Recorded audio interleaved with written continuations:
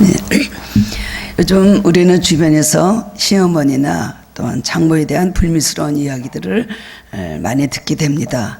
반면에 또 아름다운 그런 미담을 들을 때도 있기는 합니다. 모든 인간관계 중에서 그만큼 시어머니와 며느리, 장모와 사이의 관계는 그만큼 복잡하고 미묘하고 갈등이 많다는 것을 말해주는 것입니다. 부모가 자식에 대한 이 보호의식과 애정은 끊을래야 끊을 수가 없는 것입니다. 그래서 결혼을 하고 난 이후에도 그 자식에 대한 관심과 그 자식에 대한 기대치가 있기 때문에 늘 도와주려고 하는 이런 것들 때문에 여러 관계가 복잡하게 엮이다 보니까 문제가 생기는 것 같습니다. 인류의 역사가 존속하는 한은 이 문제는 해결이 나지 않을 것으로 생각이 듭니다. 카밀 루소라는 사람이 완벽한 장모나 시어머니가 되는 법이라는 책을 썼는데 그 책에서 그는 많은 어머니들이 시어머니나 장모가 된 이후에 심리적 갈등을 이렇게 표현을 했다고 합니다. 양말로 입을 틀어막고 의자에 꼼짝 못하고 묶여 사는 기분, 그 기분이 어떨까요? 그렇게 답답한데도 속마음을 얘기하지 못하고 그리고 속 끓으면서 입을 다물고 산다는 뜻일 것입니다. 그렇게 사랑하면서 소중하게 길렀던 자기 자식이 결혼을 하고 난 다음부터 부모의 말을 무시하고 부모의 말이 하나하나씩 그때부터 또 비판하는 모습을 보면서 겪는 충격이나 배신감이나 상처는 이루 말할 수 없을 것입니다. 저는 경험이 없어서 잘 모르거든요. 내 자식을 25년 동안 똑똑하게 길러놨더니 25분 만에 바보로 만들었다는 그런 말이 있습니다. 제 동창들 중에서는 특히 이런 말하는 친구가 있습니다. 그 애가 그런 애가 아니었다. 그리고 결혼을 하더니 180도로 변했다. 내가 어떻게 길렀는데 나한테 그렇게 말할 수가 있어? 항상 보면은 너무나 그 슬픔 속에서 부르르 떨면서 얘기하는 걸 보게 되거든요. 그 말을 듣는 좀 더 결혼을 일찍한 또 동창들이 옆에서 하는 말이 뭐 조언일지 위로가 되는 말인지 아니면 시어머니로서 자존심 안 상하게 지혜롭게 대처하는 법을 가르쳐 주는 건지는 모르겠지만 하는 말이 있습니다. 기대를 버려 마음을 비워. 이것이 바로 그 방법입니다. 그 말 듣고 애써서 평안을 찾으려는 그 친구의 얼굴을 보면서 이것이 한국에만 있는 애증이냐 서글픔인가 라는 생각을 해보았습니다. 어느 집 이야기입니다. 어떤 청년이 어떤 이제 아가씨하고 결혼을 하게 되었습니다. 예비 신랑입니다. 그 장모가 집에 오라 그래서 음식을 해서 한상 차려줬는데 게를 아주 게장을 좋아한다는 말을 들었습니다.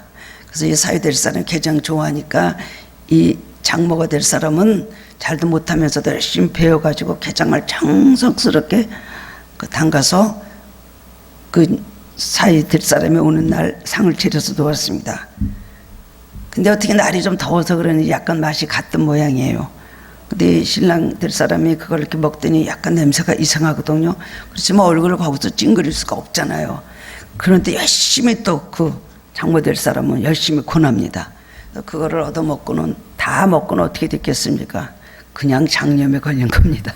병원에 가서 입원까지 하는 사태가 있는데 저런 문제로 인해서 혹시 결혼이 깨지지 않을까 생각을 했는데도 멀쩡하게 결혼식 잘하고 세월이 한참 지났는데도 그 장모한테 이 사실을 비밀로 하고 아직도 열심히 잘 살고 있습니다.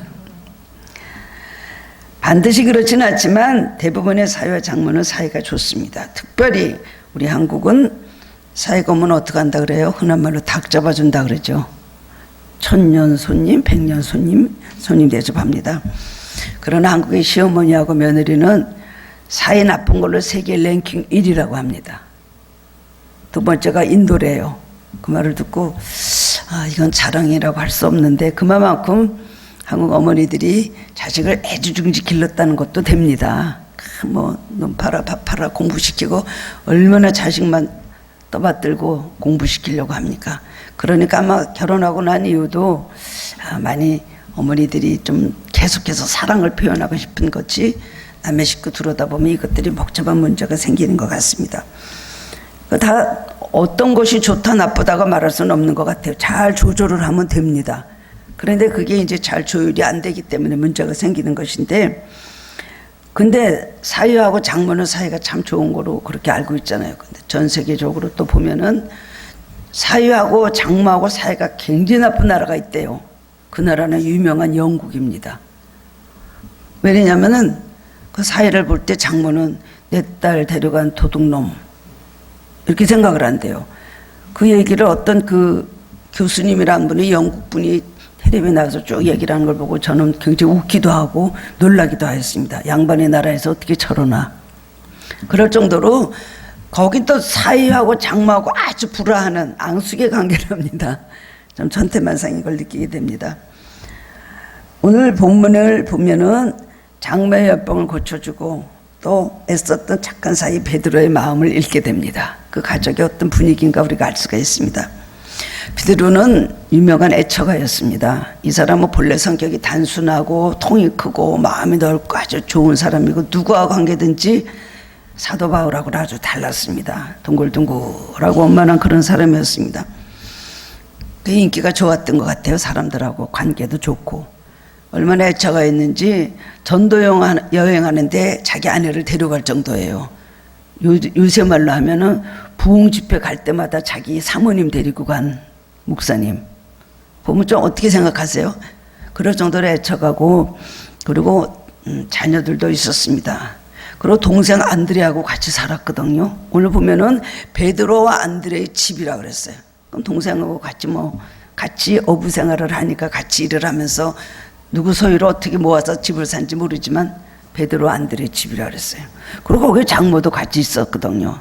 이 관계가 얼마나 복잡합니까? 사실 사돈 어머니랑 또 뭐 시동생하고 같이 살고 있는다는 건 이건 쉬운 문제가 아닌데도 불구하고 굉장히 그 가족 관계가 아름다웠다는 것을 볼 수가 있습니다. 오늘 본문은 예수님께서 가버나움에서 사역하실 때 일이었습니다. 이 말씀은 마태복음 8장에도 나오고 누가복음 4장에도 기록되어 있습니다. 시몬 베드로의 집이 가버나움에 있었거든요. 근데 본문에서는 그 동생의 집이라고 그렇게 기록을 하고 있습니다.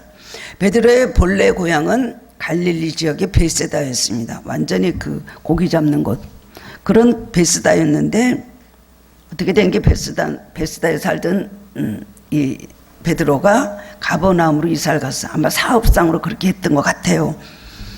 베세다 가버나움은 먼 곳이 아니었습니다. 아주 가까운 곳이었는데 가버나움의 베드로의 집은 사업상 그 집을 사서 거기 살았는지 모르지만 결국은 예수님이 기거하시던 곳이 되었고 사역을 하시고 사람들을 고치시고 복음을 전하시는 선교센터가 되었습니다.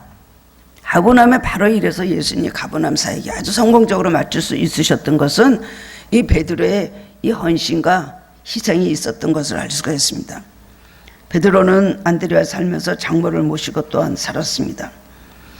마가복음 1장 16절에서 18절 말씀에 보면 이 사건 직전에 베드로는 갈릴리 해변에서 주님을 만났고 기적을 체험한 후 제자로 부르심을 받았다고 기록을 하고 있습니다. 이 사건이 먼저냐? 게네사렛 호숫가에서 고기 한 마리도 못 잡았을 때 예수님이 그물을 깊은 곳에 던져라 하신 말씀에 순종해서 그물이 찢어지도록 고기를 잡았잖아요. 누가복음 5장 말씀. 그런데 어느 것이 먼저인가? 이 두 사건 중에는 예수님께서 갈릴리 호수에서 베드로에게 고기를 잡게 한 사건이 사실 먼저입니다. 그러시면서 뭐라 하셨어요? 나를 따라오느라 내가 너를 이제는 사람을 낳는 업으로 너를 만들겠다. 사람을 취하리라 말씀을 하시면서 부르셨거든요. 예수님께서 베드로와 안드레와 야고보와 요한 당일에 4명을 부르셨어요. 그리고 나서 그 다음에 예수님께서 가신 것이 그 다음엔 오늘 베드로 가버나움의 집이었거든요. 거기서 오늘 장모를 고치신 이 사건을 또 보게 된 거예요. 베드로는 2가지 기적을 체험하고 깜짝 놀라게 그렇게 된 것입니다. 베드로는 온 가족을 생계를 책임져야 되는 가장이었습니다. 얼마나 많은 대식구가 있습니까? 이 가족들을 사랑하고 가장에 위치했었던 인간성이 아주 좋았던 베드로가 이 모든 책임을 내려놓고 예수님을 따를 때 얼마나 큰 결단과 희생이 있었는가 우리는 생각할 수 있고 또 마음의 번민이 참으로 컸을 것입니다. 그러나 이 사람은 짧고 굵은 항상 그런 마음으로 살았습니다. 잠깐 동안 고민했지만 금방 결단을 하고 예수님 따라 나섰습니다.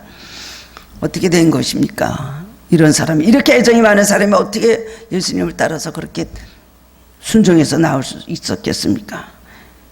어떤 분인가 예수님이 하신 것을 봤기 때문에 그렇습니다. 게네사렛 호숫가에서도 봤고 자기 집에서 장마를 고치신 걸 보고 그분의 권위와 그분의 능력을 발견하게 되었고 그때부터 예수님을 믿고 따른 것을 볼 수가 있습니다. 베드로가 망설임과 주저함 없이 오로지 예수님의 제자로서 사명을 감당하는데 큰 용기와 확신을 주었던 사건이 이 베드로의 자기 장모의 병을 고쳐준 이 사건입니다. 예수님의 고향인 나사렛에서는 사람들이 기적을 구했음에도 불구하고 아무 기적이 일어나지 않았습니다. 근데 가버나움에서는 사람들이 기적을 구하지도 않았거든요. 그냥 모이기만 했습니다. 그랬는데 불구하고 많은 기적이 일어났습니다. 그 이유는 나사렛에서는 예수님을 선지자로 보지도 않았고 예수님을 어떤 능력의 분으로 보지를 않았기 때문에 그렇습니다. 그 예수는 누구야? 예수님 그 엄마가 바로 그 마리아고 그 목수 아니야?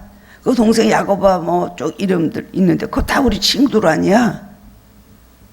혹시 그 사람들은 자라면서 예수님을 친구의 형이라고 불렀을 수도 있고 예수님하고 동갑대기들은 예수님을 예수라고 불렀을 수도 있잖아요. 이름을.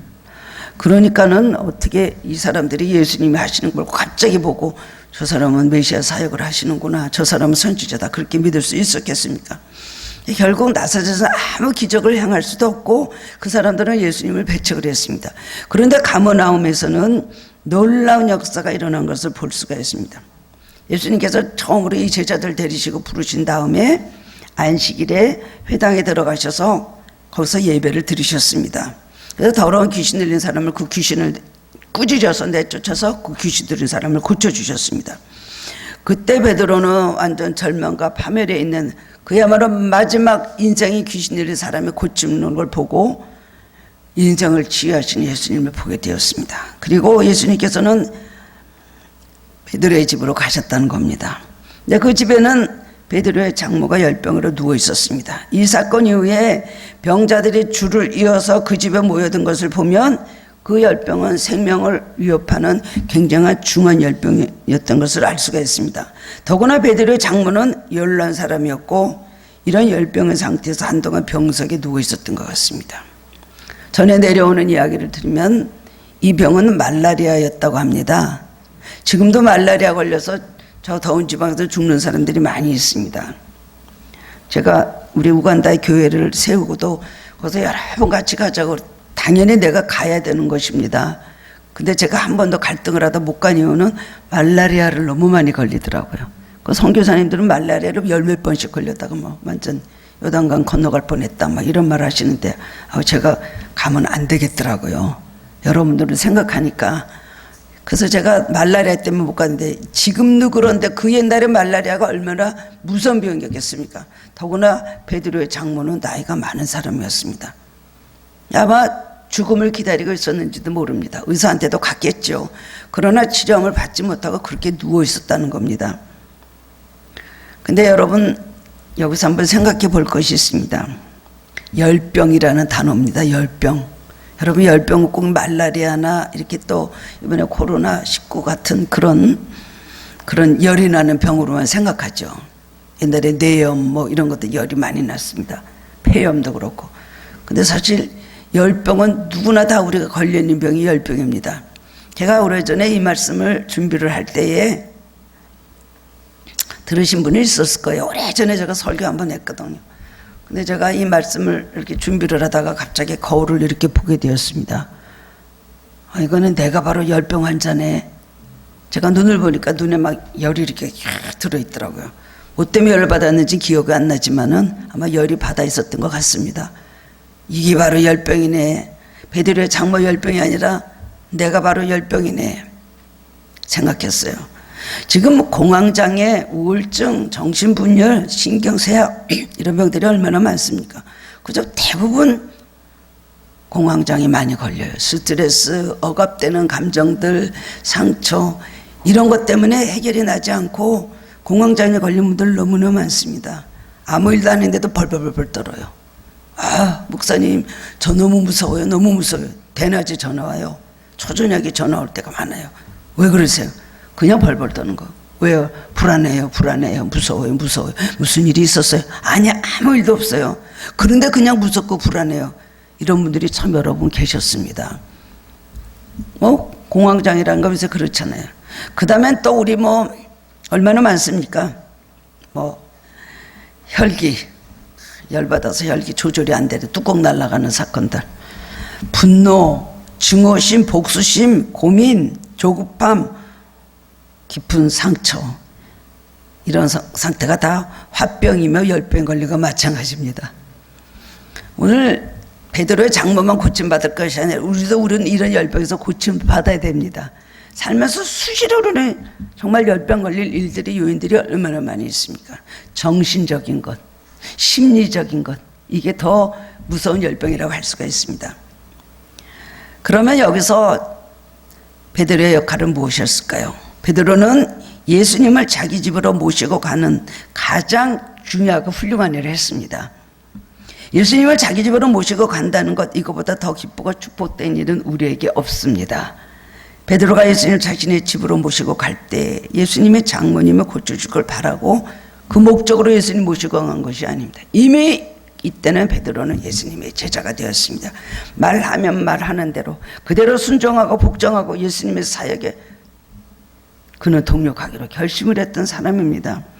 근데 예수님의 사역을 돕고 예수님을 집으로 초대하기 위해서 예수님을 모시고 갔는데 예수님이 그 순수한 마음을 보시고 장매열병을 치유해 주셨다는 겁니다.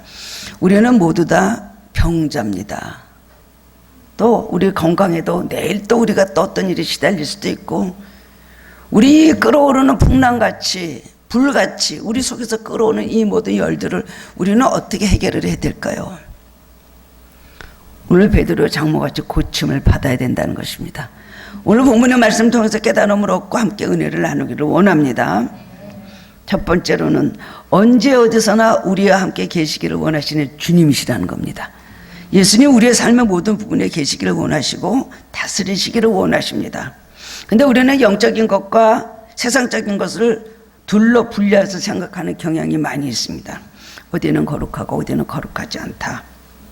그래서 가장 거룩한 것은 교회, 그 다음에 가정, 그 다음에 직장, 그 다음에 점점 안 거룩한 것으로 이제 가자면 밥 먹고 커피 마시는 시간, 친구들하고 떠들 때, 그 다음에 TV 보는 시간, 대화할 때 혼자 생각하고 이럴 때는 예수님이 안 계시다 생각을 합니다. 그리고 예수님 조금 있다가 다시 이제 이따 집에 들어와서 만나야지 아니면 교회에서 만나야지 생각을 하게 됩니다. 그런데 예수님은 모든 것을 다 중요하게 보십니다. 어느 때고 어느 곳에만 계시는 분이 아니십니다. 우리가 있는 것을 예수님은 영적인 곳으로 바꿔라. 항상 나랑 같이 있자고 그렇게 말씀을 하십니다. 예수님은 성전에서 예배를 받으실 뿐만 아니라 우리 집에도 초대받기를 원하신다는 겁니다. 오늘 베드로는 예수님과 함께 가버나움 회당에서 예배를 드렸어요. 그 다음에 와서 예수님을 자기 집으로 모셨다는 겁니다. 일행들을 다 모시고 갔습니다. 우리는 이거를 이렇게 분리해서 생각하죠. 여기는 계실 거야. 여기는 안 계실 거야. 그렇기 때문에 우리는 이런 의식 속에 살기 때문에 성전일세는 거룩하고 우리가 기도하고 예배드리는 사람으로 살다가 바깥으로 나가면은 사람들 만나고 농담하고 그런 시간에는 넌 크리스찬이 돼버리죠. 여기는 예수님 안 계실 거야 생각을 하기 때문에 우리는 의식 없이 하니까 더 모든 신앙이 너무나 이게 차이가 심한 거예요. 자리에 따라서. 예수님이 어디든지 우리가 움직이시는 곳마다 같이 다니시면서 우리와 함께 하길 원하신다는 거예요. 예수님 커피 마시는 시간에 예수님 계실까요? 여러분 혹시 술 마시고 담배 피는 시간이라면 거기는 예수님 틀림없이 안 계시다고 생각하시겠지만 그래도 계십니다. 좀 시름에 찬 눈으로 쳐다보시겠죠. 어디든지 우리와 동행하시고 함께 하시는 분이십니다. 그럼 커피를 마시고 난 다음에 나중에 가서 또 다시 기도하고 이게 우리는 분리해서 생각하잖아요. 근데 예수님이 잊어버리고 사는 거예요. 근데 예수님이 그럴 때 뭐라 그러죠? 너 커피 마시냐? 나도 한 잔 줘라. 예수님 무슨 천국에 커피가 없으셔서 저한테 커피를. 아니에요. 우리 마음으로 들 때 예수님이 커피를 드시고 행복해 하시는 거예요. 이거를 기억을 해야 됩니다. 우스운 얘기지만 저는 목사님하고 있을 게 새벽 기도나 이렇게 끝나고 갈 때 문 싹 닫으면서 십자가 그러면서 예수님 안녕히 계세요.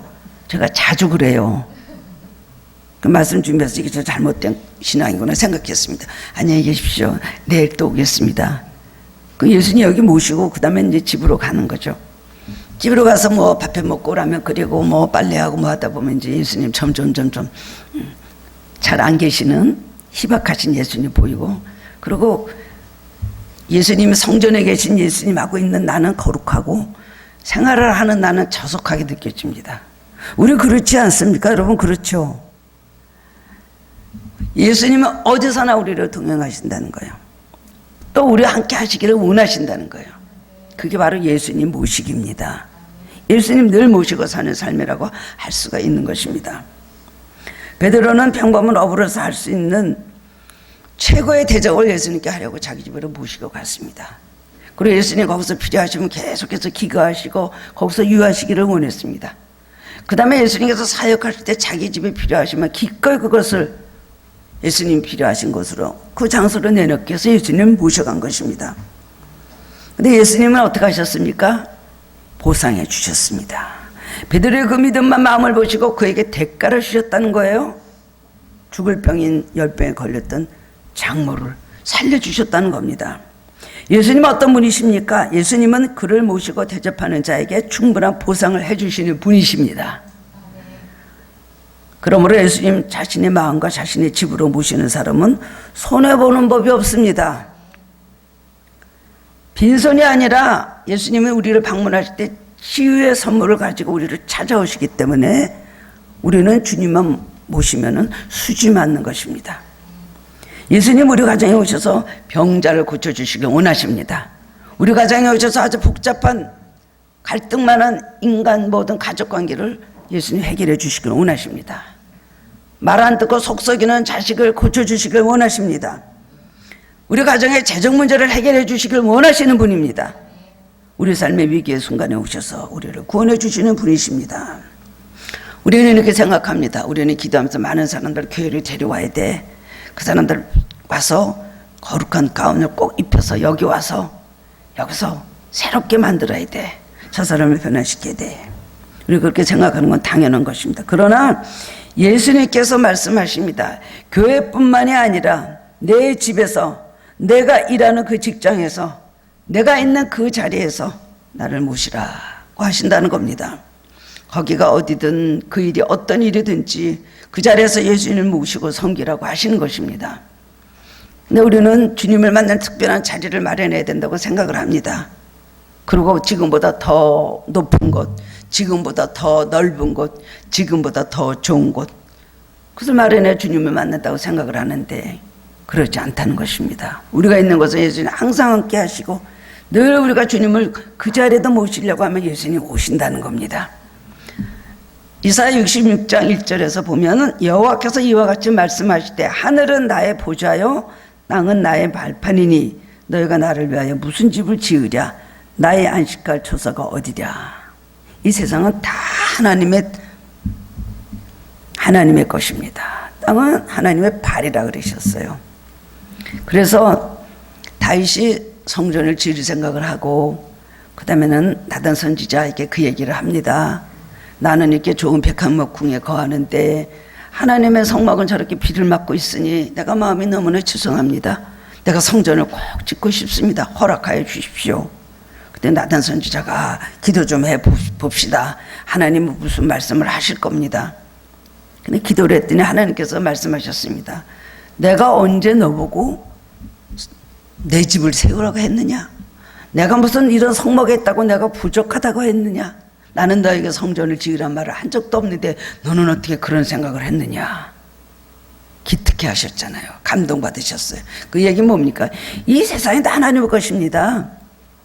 뭐 어느 자리 잘해놓고 교회를 멋있게 짓고 아름답게 하고 뭐 여러 가지로 우리가 준비를 하고 그것은 주님을 사랑하고 모시는 거에 어떠한 부분에 나타나는 현상이고 정성의 표시일 뿐이지 사실은 우리 중심에 예수님 모시기를 원한다는 겁니다. 이것이 바로 주님께서 항상 우리가 거하시는 사람. 그렇기 때문에 너희 마음은 뭐라 했어요? 내가 거하는 성전이고 너희 성전에 나는 내 마음이 내가 거하는 보좌다. 그렇게 말씀을 하신 것입니다.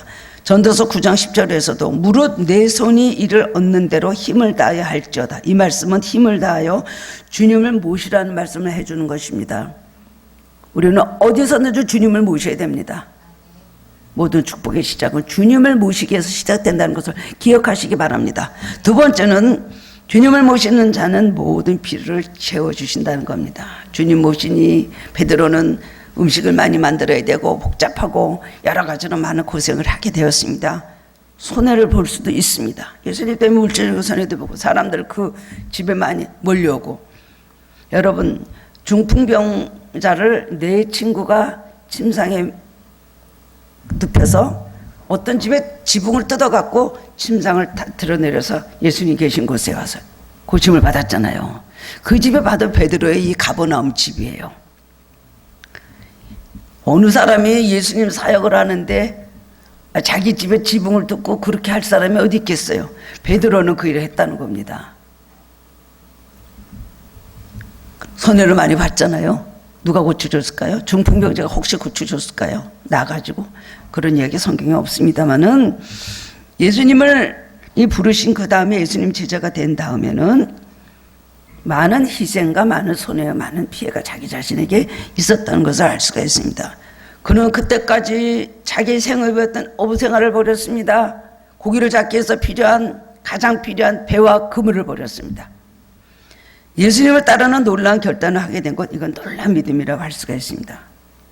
나를 따라오라, 내가 너희를 사람을 낚는 어부가 되게 하리라 하시는 부르심을 받았을 때 많은 고민을 했을 것입니다. 식구들도 많은데 더구나 자기 동생 안드레도 같이 부르셨어요. 그러면은 이때부터 내 가족들은 어떻게 먹고 살아? 돈이 그렇게 많았을까요?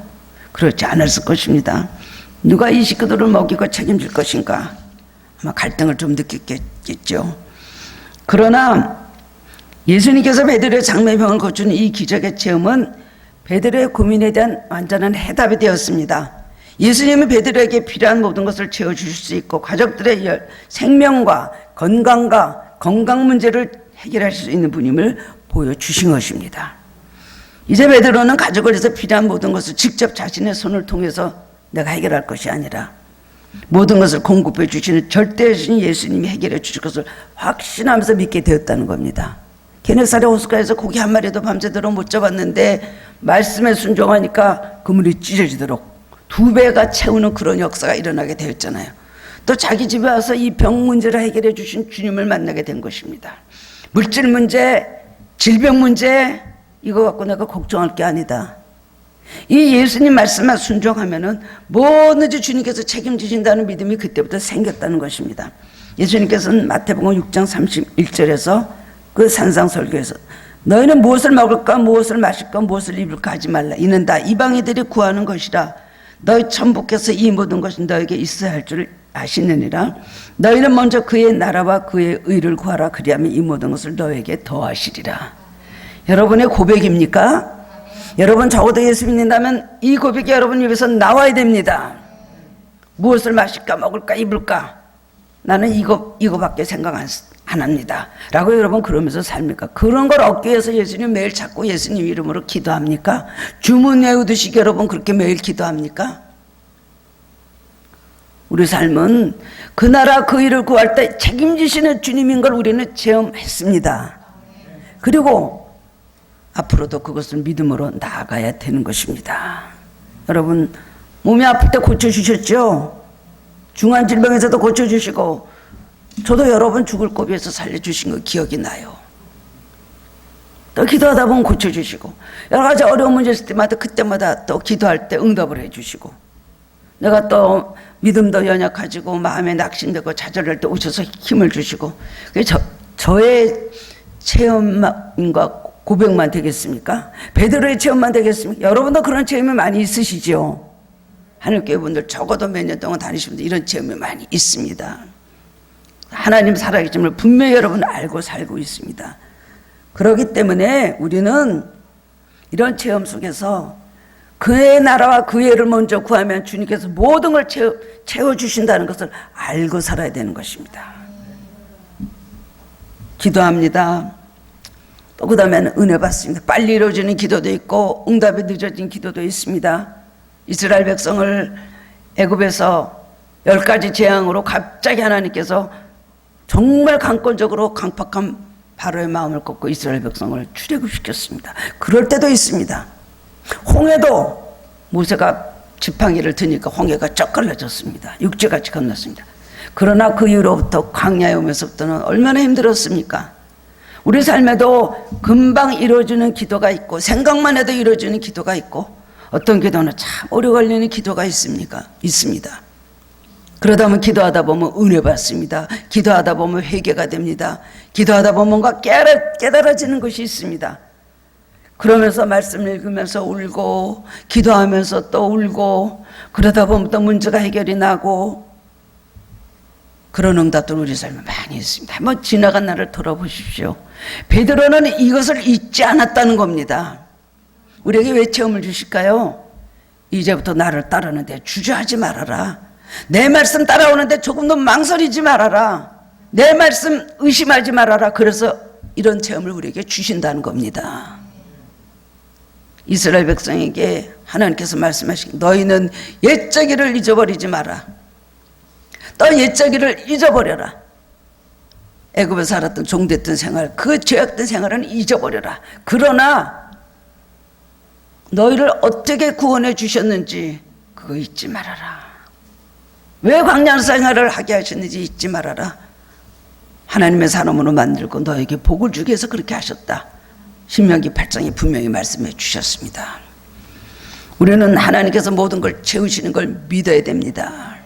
베드로는 자기 모든 걸 버렸습니다. 말씀에 순종해서 버렸습니다. 주님이 부르셨으니까 나를 따라오라 했기 때문에 내가 주님을 따라갑니다. 버렸을 때에 채워주시는 축복을 이렇게 받게 된 것입니다. 그리고 그에게 천국 열쇠를 주셨고 예루살렘 교회 초대 지도자로 감독으로 그를 목사님으로 세웠다는 겁니다. 이게 얼마나 큰 축복입니까? 우리는 주님을 담대하게 따르고 기적을 통해서 우리가 가졌던 모든 체험, 이 모든 결과, 이 모든 것을 우리 믿음이 바뀌어야 됩니다. 베드로는 주님이 이 모든 걸 체험하고 바뀌었습니다. 우리한테 저만큼 주셨어요. 이번에 더 주십시오. 저번같이 또 한번 주세요. 그렇게만 몇 번 해주시면 좋은데 여러분 이런 기도를 반복해서 하고 있습니까? 오늘 베드로가 이렇게 축복받은 예수님의 수제자가 된 것은 그에게 그만한 믿음이 있었다는 것을 알 수가 있습니다. 장마 열병을 고쳤다는 소문이 막 퍼져나갔어요. 사람들이 막 해가 짓고 안식일이 끝나니까 각자 병자들을 예수님 계신 베드로의 집으로 모시고 왔습니다. 마가복음 1장 33절에 온 동네가 문 앞에 모였다. 얼마나 큰일을 하였습니까? 예수님 계속해서 기적을 행하시는데 많은 사람들이 불치병에서 나음을 받고 귀신들이 떠나가고 많은 불구자 사지 마른 자들이 고침을 받는데 이 모든 일이 베드로의 집에서 일어났다는 겁니다. 자기가 손해보고 자기가 아끼고 자기가 안 하려고 인색하고 계산하다가 오히려 이런 기회를 놓쳤을 것입니다. 그러나 베드로는 아무 계산 없이 예수님을 자기 집으로 초대했습니다. 예수님 모시고 갔습니다. 예수님 원하신 모든 걸 다 이루어질 때 많은 사람들이 고침을 받고 살아나는 역사가 일어나고 하나님께서 그 가정을 채우시는 축복이 있게 된 것입니다. 베드로의 삶의 우선순위가 바뀌었습니다. 그에게 있어서 현실적 소유는 더 이상 삶의 최우선순위가 될 수 없었습니다. 여러분 소유 이 세상의 소유 물론 많은 것이 필요합니다. 마이너스 인생들은 참으로 플러스의 축복이 필요합니다만은 여러분 이 소유가 인생의 최우선이 아니라는 걸 아셔야 됩니다.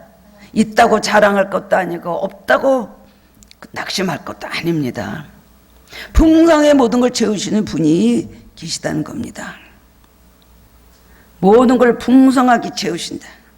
바울은 그래서 내가 궁핍에도 처할 줄 알고 풍부에도 처할 줄 알고 나는 일제 비결을 배웠다. 부유한 사람도 만났고 또 물질적인 또 어떤 도움도 받았습니다. 그러나 가난하게 살고 너무나 굶기도 했지만 일제 비결 주님이 나와 함께 하시니까 어떤 환난도 나를 삼킬 수가 없다고 그렇게 고백을 그거 하고 있다는 것입니다. 지붕을 들고서 낸 중풍병자까지도 아마 가버나움에서 고침을 받았을 때 얼마나 베드로에 대해서 죽을 때까지 고마운 마음을 가지겠습니까? 그렇습니다. 오늘도 우리의 마음을 열고 주님을 모시고, 우리의 가정의 문을 열고 주님을 모시고, 우리가 모든 걸 열고 주님을 모실 때 그곳에는 채우시는 축복이 있다는 걸 믿으시기 바랍니다. 주님 모시는 건 손해보는 일이 아닙니다. 당장은 손해보는 것 같고, 드리는 것 같고, 빼앗기는 것 같고, 잃어버리는 것 같고, 버리는 것 같지만 절대로 그렇지 않다는 걸 기억하시기 바랍니다. 마지막 세 번째는 베드로의 장모는 일어나서 수종을 들었습니다. 이것이 아주 중요한 것입니다. 31절 말씀 보면, 나아가서 그 손을 잡아 일으키시니 열병이 떠나고 여자가 그들에게 수종을 드니라 했습니다. 나이 많은 사람이 열병에 시달리고 여러 날 시달리던 사람이 갑자기 일어났다고 마음이 있다고 수종들 수 있나요? 베드로도 그러더니 장모님도 똑같습니다. 아주 열심히 있고 봉사 사명이 아주 강한 걸 볼 수가 있죠. 베드로와 장모에게 가까이 가셔서 열병을 꾸짖고 그 손을 잡아 일으켜줬더니 그저 그냥 일어났는데 곧장 일어나자마자 일을 하기 시작했다는 겁니다.